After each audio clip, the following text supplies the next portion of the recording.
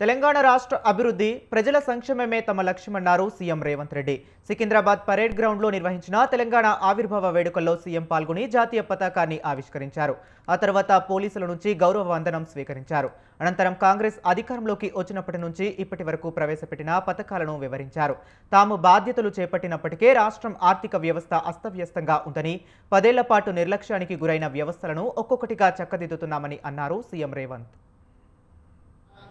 సామాజిక న్యాయము సమాన అవకాశాల కోసం దశాబ్దాలుగా పోరాడి తెలంగాణ రాష్ట్రాన్ని సాధించుకున్నాం.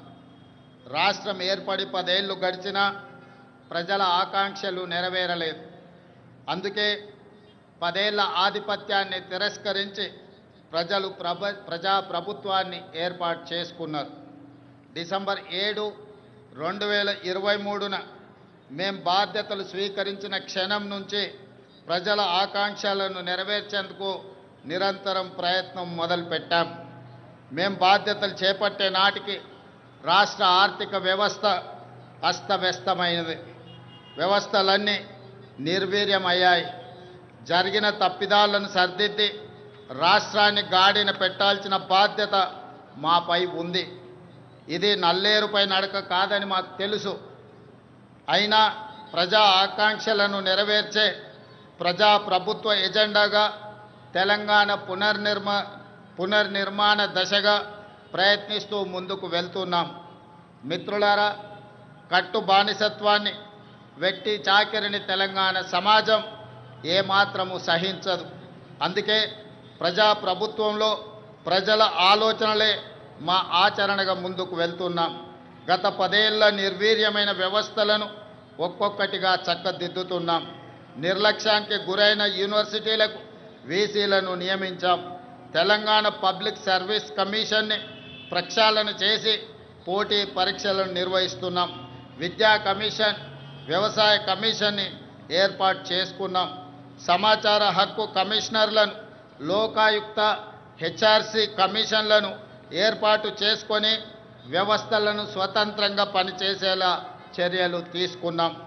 తెలంగాణ సమాజానికి పునాదులు మహిళలే.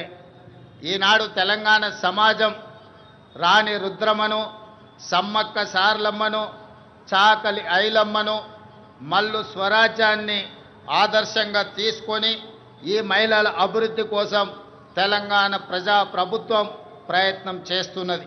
అందుకే 1 కోటి మంది ఆడబిడ్డలను కోటీశ్వరులుగా చేయాలనే ఉక్కు సంకల్పంతో ప్రజాప్రభుత్వం ముందుకు వెళ్తున్నది. మహిళల ఆర్థిక స్వావలంబనకు ఇందిరా మహిళా శక్తి పాలసీని ఆవిష్కరించుకున్నాం. మహిళలను పారిశ్రామికవేత్తలుగా తీర్చిదిద్దే లక్ష్యంతో తొలి ఏడాదిలోనే 21,000 కోట్ల సున్నా వడ్డీ రుణాలను మహిళలకు పంపిణీ చేశాం. పాఠశాలల్లో మౌలిక వసతులను కల్పించేందుకు పనులను అమ్మ ఆదర్శ కమిటీలకు అప్పచెప్పాం. దేశంలో అదానీ అంబానీలతో పోటీ పడేలా మహిళా స్వయం సహాయక సంఘాలతో సోలార్ విద్యుత్ ఉత్పత్తి ప్లాంట్లను ఏర్పాటు చేయించాం. పెట్రోల్ బంకులు, పాఠశాల నిర్వహణ, యూనిఫామ్ల కుట్టు పనితో పాటు మహిళా శక్తి క్యాంటీన్లను నిర్వహించేలా మహిళలను ప్రోత్సహిస్తున్నాం. తాము తయారు చేసిన ఉత్పత్తులను విక్రయించేందుకు అంతర్జాతీయ మార్కెట్లో మహిళా సంఘాలు పోటీ పడేలా హైటెక్ సిటీ పక్కన శిల్పారామంలో 100 ఇందిరా మహిళా శక్తి స్టాళ్లను ఏర్పాటు చేసి వాళ్ళు ఉత్పత్తి చేసిన వస్తువులను ప్రపంచ దేశాలకు పరిచయం చేసే విధంగా ఈనాడు వేదికను పరిచయం చేశాం. ఇందిరా మహిళా శక్తి సంఘాలకు ఆర్టీసీ బస్సుల్లో మహిళలకు ఉచిత బస్సు ప్రయాణం సౌకర్యం కల్పించడమే కాదు, ఆ బస్సులకు వారిని యజమానులను చేశాం.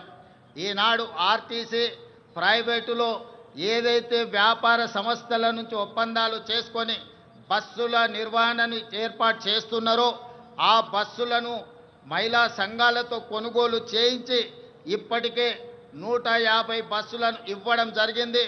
తొందరలోనే 450 బస్సులను మహిళలకు అందించడం ద్వారా ఆర్టీసీలో మహిళలు ఉచితంగా బస్సు ప్రయాణం చేయడమే కాదు, ఆర్టీసీ సంస్థకు 600 బస్సులను ఈరోజు ఎంగేజ్ చేసి వాళ్ళు ఆర్థికంగా ఎదగడానికి రాష్ట్ర ప్రభుత్వం మహిళా సంఘాలకు చేయూతనందిస్తూ ముందుకు వెళ్ళడం జరుగుతుంది. భూ వివాదాలు లేని తెలంగాణ లక్ష్యంగా భూభారతి 2025 చట్టాన్ని తీసుకువచ్చాం. గతంలో ఉన్న ధరణి చట్టం కొద్ది మందికి చుట్టమైతే ఈనాడు భూభారతి చట్టం పేద ప్రజలందరికీ రక్షణ కల్పించే చట్టంగా మార్చి ప్రతి పేదవాడి సమస్యను పరిష్కరించి ఈరోజు అసైన్మెంట్ భూములతో పాటు అడవుల్లో ఉన్న ఆదివాసీలకి అందించిన అటవీ హక్కుల చట్టాలను అమలు చేసి వాళ్ళ భూములకు రక్షణ కల్పించే విధానాన్ని ఈనాడు భూభారతి చట్టంలో మనం తీసుకురావడం జరిగింది.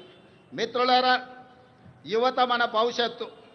అందుకే ప్రజాప్రభుత్వం అధికారంలోకి వచ్చిన వెంటనే 16 నెలల్లో దాదాపుగా 60,000 ప్రభుత్వ ఉద్యోగ నియామకాలు చేపట్టడం ద్వారా తెలంగాణ ఉద్యమంలో తెలంగాణ రాష్ట్ర సాధనలో ముందు భాగాన నిలబడ్డ నిరుద్యోగ యువకులకు ఒక నమ్మకాన్ని, విశ్వాసాన్ని, భరోసాని ఈ ప్రజాప్రభుత్వం అందించడం జరిగింది.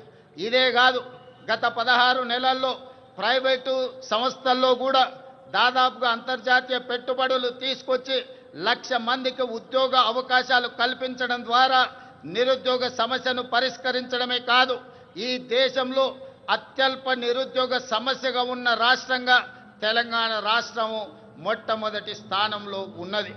అదేవిధంగా మిత్రులారా, ఈనాడు ఉద్యోగ నియామకాలలో వైద్య రంగంలో కావచ్చు, పోలీసు రంగంలో కావచ్చు, నీటిపారుదల, సింగరేణి కాలరీస్ ఇలా చెప్పుకుంటూ వెళ్తే ప్రభుత్వంలో ఉన్న ప్రతి ఖాళీలను ఈనాడు భర్తీ చేయడం ద్వారా నిరుద్యోగుల విశ్వాసాన్ని ఈ రాష్ట్ర ప్రభుత్వం చురగొన్నదని చెప్పడానికి నేను చాలా సంతోషిస్తున్నాను. యంగ్ ఇండియా ఈరోజు ఇంటిగ్రేటెడ్ రెసిడెన్షియల్ స్కూల్స్, గతంలో ప్రభుత్వాలు SC, ST, BC, minority, EWS కోటాలో ఉండే విద్యార్థులకు వివిధ ప్రాంతాలలో రెసిడెన్షియల్ స్కూళ్ళు నడిపేవాళ్ళు.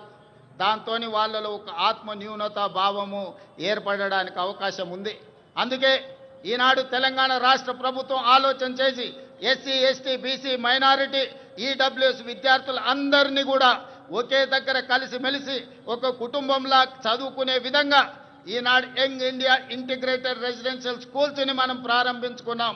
ప్రతి నియోజకవర్గానికి ఒక యంగ్ ఇండియా ఇంటిగ్రేటెడ్ రెసిడెన్షియల్ స్కూల్ని 25 ఎకరాలలో దాదాపుగా 200 కోట్ల రూపాయలతో నిర్మించాలని 20,000 కోట్ల రూపాయలను ఈనాడు విద్య మీద, వాటికి అవసరమైన మౌలిక వసతులను ఏర్పాటు చేయడానికి ఖర్చు పెట్టాలని ఈ ప్రభుత్వం ముందుకొచ్చి ఈరోజు ఈ కార్యక్రమాలను చేపట్టింది. ఇందిరమ్మ ఇండ్ల పథకం ద్వారా ఇంటి నిర్మాణానికి 5 లక్షల ఆర్థిక సహాయం అందిస్తున్నాం.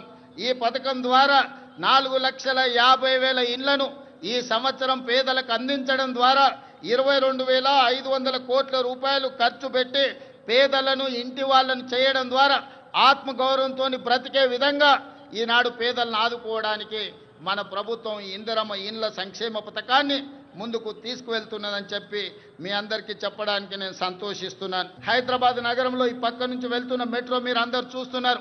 ఆనాడు కీర్తిశేషులు జైపాల్ రెడ్డి గారు పట్టణాభివృద్ధి శాఖ మంత్రిగా ఉన్నప్పుడు డాక్టర్ వైఎస్ రాజశేఖర రెడ్డి గారు ముఖ్యమంత్రిగా ఈ మెట్రోను మన హైదరాబాద్ నగరానికి పరిచయం చేశారు. ఆనాడు దేశంలోనే 2వ స్థానంలో ఉండే ఈ 12-13 ఏళ్ళు మెట్రో విస్తరించకపోవడం వల్ల 9వ స్థానానికి హైదరాబాద్ నగరం పడిపోయింది. అందుకే ముఖ్యమంత్రిగా బాధ్యతలు చేపట్టిన వెంబడే విస్తరిస్తున్న నగరానికి మెట్రోని విస్తరించాలి, పేదలకు అందుబాటులోకి తీసుకురావాలని ఈరోజు మెట్రోని పూర్తి స్థాయిలో విస్తరించడం ద్వారా ప్రతి ఒక్కరికి మెట్రోని అందుబాటులోకి తీసుకురావాలనే ప్రయత్నం చేస్తున్నాం.